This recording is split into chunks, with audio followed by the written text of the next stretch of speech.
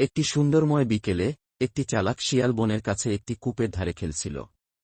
হঠাৎ করে শিয়ালটি পা পিছলে কূপে পড়ে গেল। শিয়ালটি আতঙ্কিত হয়ে উঠল এবং ভাবতে লাগল কিভাবে এই কূপের ভিতরে থেকে মুক্তি পাওয়া যায়। কূপের চারপাশে এদিক ওদিক তাকিয়েও সে ওঠার কোনো পথ খুঁজে পেল না। হতাশা ভরা শিয়ালটি কূপের তলায় বসে ভাবল, আমি কি তবে এখানে চিরতরে আটকে যাব? ঠিক তখনই একটি ছাগল কূপের কাছে জল খেতে এল। শেয়ালকে কূপের তলায় দেখে ছাগলটি অবাক হয়ে জিজ্ঞেস করল, তুমি কূপের নিচে কি করছ? শেয়ালটি বুদ্ধি করে উত্তর দিল, ওহ, আমি এখানে কূপের পানি উপভোগ করছি। এই কূপের জলটি চমৎকার, শীতল এবং তাজা।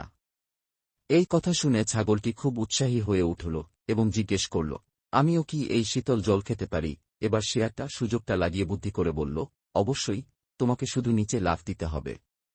ছাগলটি তখন নিজের বাড়ির কথা চিন্তা না করেই উত্তেজিত হয়ে কূপের মধ্যে লাফ দিল। কিন্তু কূপের তলায় পৌঁছানোর পর সে দ্রুত বুঝতে পারল সমস্যার গুরুতরতা। আতঙ্কিত গলায় ছাগলটি বলল, আমাদের কি করা উচিত? আমরা তো এখন বের হতে পারব না।